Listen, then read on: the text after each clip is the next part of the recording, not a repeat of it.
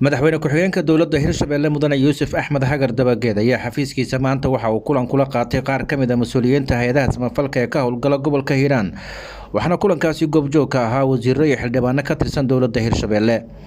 kulanka ayaa inta badan lagu gorfeeyay sidii wax looga qaban lahaa xalna looga gaari lahaa abaaraha baahsan ee ka jira gobolka Hiiraan loona sameyn lahaa gargaar bini'aadanimo oo la taaban karo.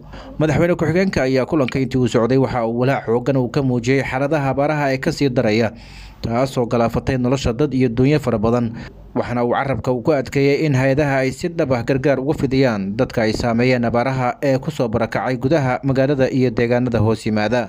kulankan oo saacado qaatay ayaa markii uu soo gabagaboobay waxaa warbaahinta la hadlay isla markaana faahfaahin ka bixiyay xaaladaha abaaraha ee gobolka ka jira iyo saameynta ay ku yeesheen wasiirka wasaaradda gargaarka maareynta iyo musiibooyinka dowladda Hirshabelle Mudane Cabdimahad Cabdulaahi Qorgaab. malaynaysa haddii Febraayo ay saan sii ahaadaan oo ay Maarso sii ahaadaan waxaan u malaynayaa inay baaba'ayaan. saa darteed haddii qofku uusan wuxuu cunana uusan haysanin ee beerihii oo go'een, haddii qofku wax uu cabo uusan haysanin ay maxaan ku sheegaa biyihii webiguna uu guray oo baaba'san yahay, sidoo kale ceelashu waa gurayaan. qofku xaguu biyo ka cabaya, xaguu wax ka cunaya. beerihii waa go'een oo waa baaba'een, biyihii waa ebero maxaan ku sheegaa ceelashu waxba kuma jiraan. assessmentigii iyo estimationkii aan sameynay bil ka hor ama 2 bilood ka hor aan sameynay ilaa iyo waxay ahaayeen 160,000 oo qoys inay ku baaba'ayaan Hirshabelle. gaar ahaan hadda waxay sii gaaraysaa ilaa 200,000 oo qoys inay ku sii baaba'ayaan ama ay biyo la'aan iyo baad la'aan ay yihiin. xoolihiina mar hore baaba'een waa baaba'ayaan. saa darteed haddii xoolihiina baaba'een biyo la'aanna dadku saas ay u haydo waxaa imaanaysa in ay baaba'aan dadkii.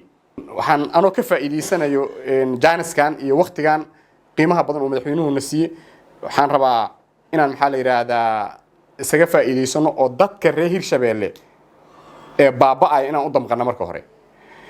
inaan markaan maxaan ku sheegaa wax qoraynana aan u qorno si inaan adigu leedahay dadka dhibaataysan ee ku dhibaateysmaayo ee biyo la'aanta u baaba'ayo ee cuno la'aanta u baaba'ayo ee caafimaad darrada u baaba'ayo ama hooyada maxaan ku sheegaa uur kale ama canuga yar oo saqiirka ah u baaba'ayo oo aan waxa garanaynin intaba aan inta u naxno aan dhexda xiranno.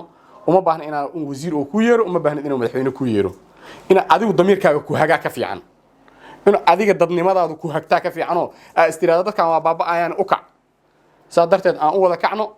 waxaan qabaa maxaa la yiraahdaa intaan waa ka soo roonaan doonaane ilaahayna waa u baryaynaa inuu ilaahay abaarta naga dulqaado. annagana aan iscaawino. haddii annaga aan iscaawino ilaahayna wuu na caawinayaa.